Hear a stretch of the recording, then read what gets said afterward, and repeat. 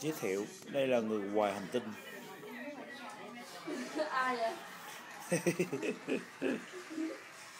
Xin giới thiệu, đây là người ngoài hành tinh, từ hành tinh khác tới.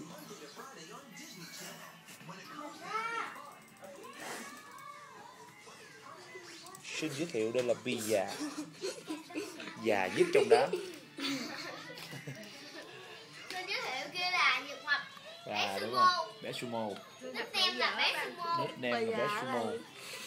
Còn đây là bé bự à. Đây là bé bự, biệt danh là Bi già.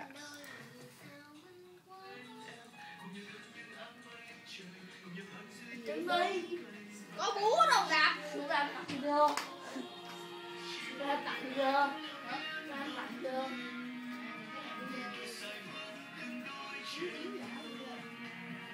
Tặng anh chưa? Các anh tặng chưa?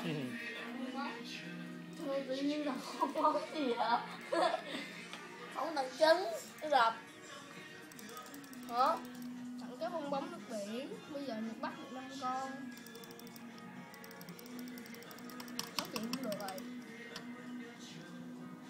Lấy ra đi. Rồi Rồi vô. Cô thường quá. Bi già cười gì á?